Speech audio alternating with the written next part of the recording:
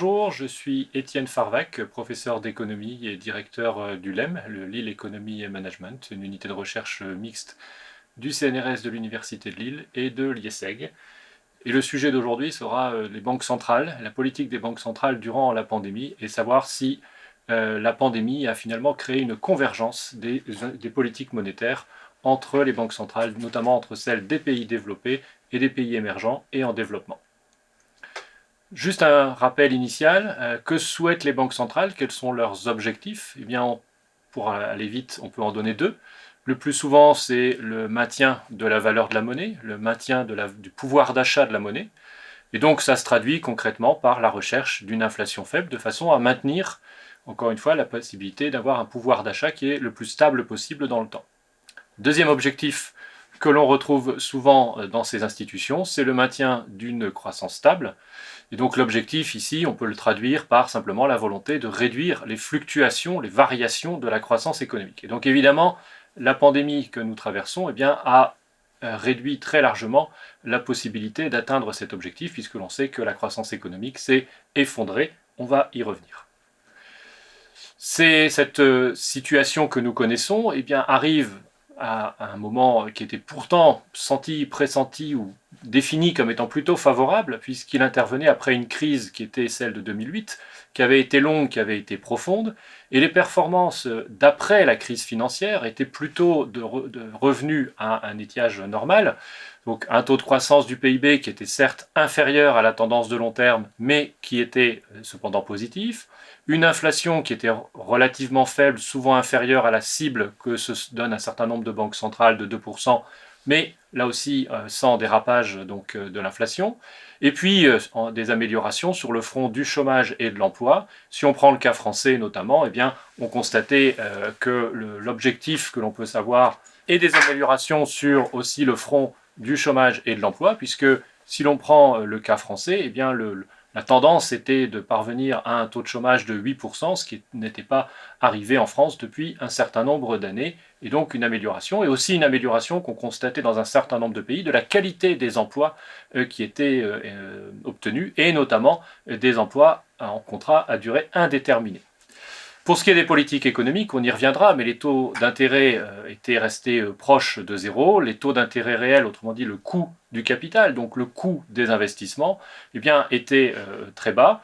Et les finances publiques qui avaient été endommagées, dont les indicateurs s'étaient dégradés après la première crise financière, donc la crise de 2008, étaient globalement en cours de correction de trajectoire. Et ça, c'est essentiellement vrai pour les pays développés.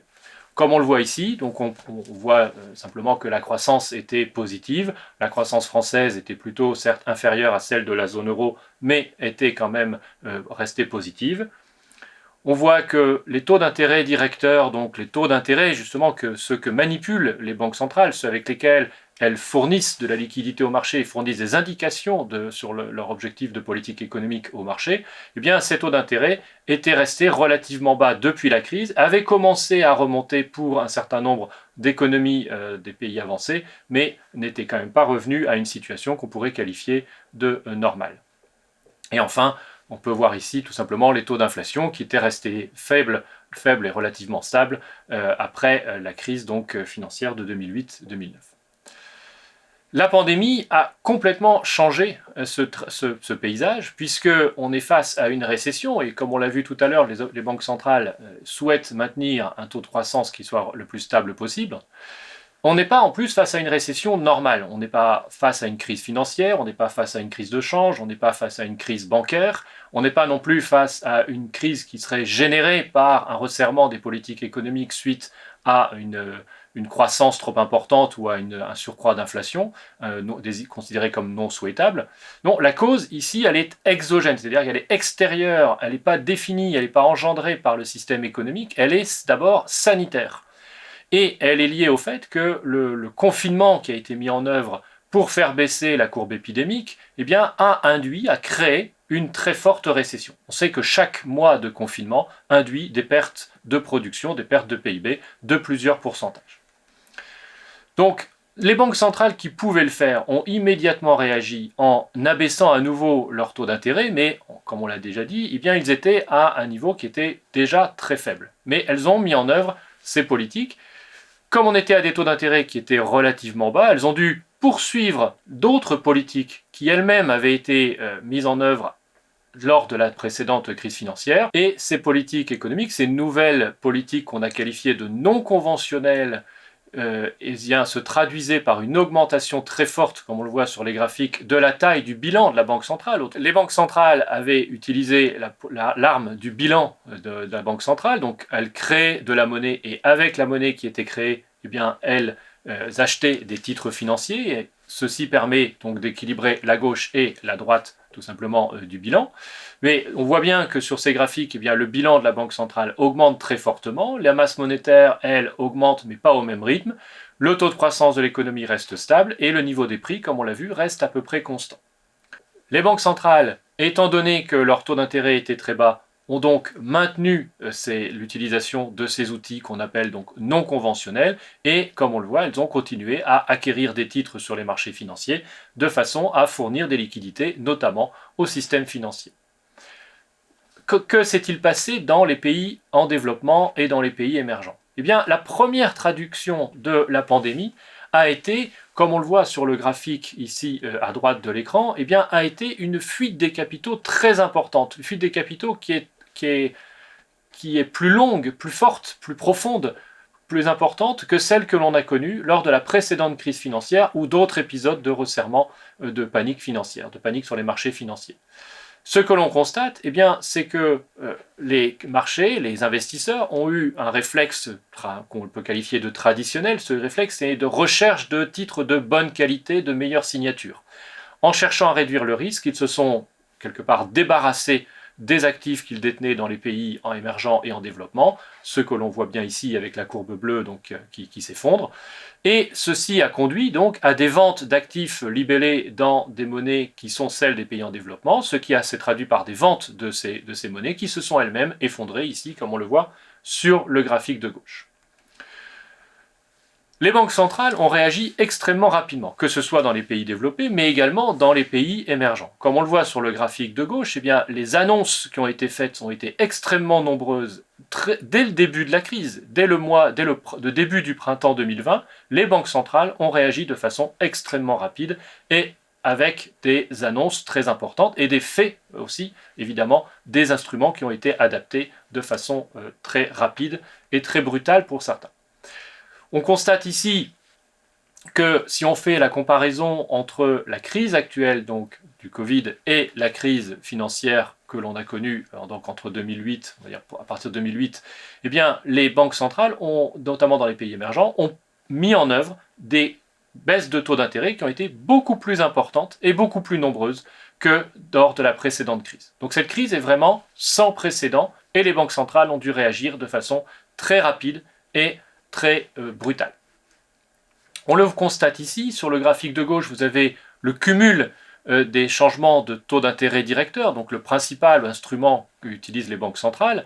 Cette baisse des taux d'intérêt directeurs, vous voyez que par exemple en Amérique latine, elle a atteint jusqu'à moins 2% en cumulé, ce qui est, encore une fois, puisqu'on a vu au départ que les taux d'intérêt étaient restés bas depuis la crise financière, même si dans les pays émergents ils sont plus élevés que dans les pays développés traditionnellement, ils étaient relativement bas et donc une baisse de 2% en cumulé, c'est une baisse qui est extrêmement sensible. Donc les banques centrales des pays émergents et en développement ont baissé très fortement leur taux d'intérêt pour essayer de relancer leur économie, pour essayer de réduire le coût du crédit et de faciliter le financement de leurs économies. Et en cela, elles ont généré aussi un cercle vicieux, puisque les capitaux disparaissant, les taux d'intérêt diminuant, la rémunération sur ces capitaux baissait encore, ce qui a encore accentué la volonté de se débarrasser des actifs libellés dans les monnaies des pays émergents et en développement. Ce qui a conduit les banques centrales dans ces pays en développement et émergents à utiliser de nouveaux outils. Comme on le voit sur ce graphique, eh bien, les outils sont à peu près maintenant stabilisés. La boîte à outils des banques centrales, finalement, est désormais assez connue, mais les banques centrales n'utilisent pas toujours tous les outils. Et on voit sur ce graphique qu'en fait, elles ont développé de nouveaux instruments quelle que soit la catégorie, que ce soit la catégorie des prêts à l'économie, que ce soit sur la catégorie de l'achat d'actifs financiers, que ce soit de la catégorie donc, des interventions sur les marchés d'échange. Donc elles ont développé de nouveaux instruments de façon très rapide et très importante pour essayer de lutter contre la crise, de faciliter le financement des économies et de lutter également contre les conséquences de la crise. Alors que permet la mise en place de ces nouveaux outils? Eh bien évidemment, le principal, c'est d'essayer de soutenir le crédit à l'économie, de façon directe, donc on l'a vu par la baisse des taux d'intérêt, mais aussi via les gouvernements, puisque les gouvernements eux-mêmes ont mis en œuvre des plans de relance très importants, ce qui s'est traduit par des demandes de financement. Les gouvernements ont eu à financer des déficits budgétaires et donc ont mis sur le marché des titres de dette publique. Les banques centrales sont intervenues pour acheter ces titres de dette publique, soit directement, soit indirectement, mais elles les ont achetés de façon à permettre au gouvernement de mettre en œuvre des politiques. Et donc l'objectif, c'est bien de réduire l'ampleur de la récession, ce qui est conforme à ce qu'on a vu au début de cette intervention, l'objectif des banques centrales étant de stabiliser au maximum la croissance économique. Et ici, eh bien, un autre objectif, c'est évidemment de favoriser la reprise dès qu'elle pourra se faire sentir. Donc pour conclure, les nouveaux outils qui ont été mis en place par les banques centrales dans les pays émergents et en développement, eh bien, font que ces banques centrales, finalement, se comportent de plus en plus aujourd'hui comme celles des pays développés. Celles des pays développés ont développé ces instruments, ont développé ce qu'on a appelé ces politiques monétaires non conventionnelles parce que c'était des outils qu'on n'utilisait pas avant la crise, qui ont été maintenus après la crise, qui ont été réutilisés maintenant avec la crise, la pandémie actuelle. Les banques centrales des pays émergents n'avaient pas vraiment eu l'occasion d'utiliser ces outils. Désormais, c'est le cas. Les questions qui se posent donc désormais, c'est aussi ce qui va se passer lors de la sortie de crise. Comment les banques centrales vont pouvoir manipuler ces nouveaux instruments face à la sortie de crise? Lorsque l'économie se stabilisera, eh bien, comment les banques centrales vont-elles augmenter les taux d'intérêt? Comment vont-elles réduire leurs achats d'actifs, voire revendre leurs actifs? Est-ce qu'elles vont prendre le risque de déstabiliser les marchés au moment du retour à la normale?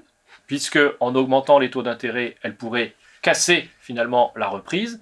Les marchés financiers pourraient être déstabilisés. Et donc le chemin qui s'ouvre pour ces institutions est un chemin qui est extrêmement étroit.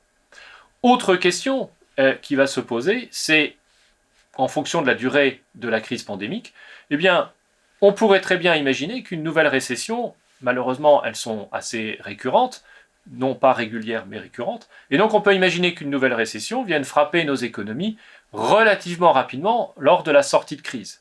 Et auquel cas, eh bien, cela poserait une vraie difficulté pour les banques centrales, puisque les leviers dont elles disposent seront relativement peu disponibles, puisqu'elles ont déjà été entièrement mobilisées, puisque ces leviers ont été entièrement mobilisés lors de la crise pandémique. Merci de votre attention.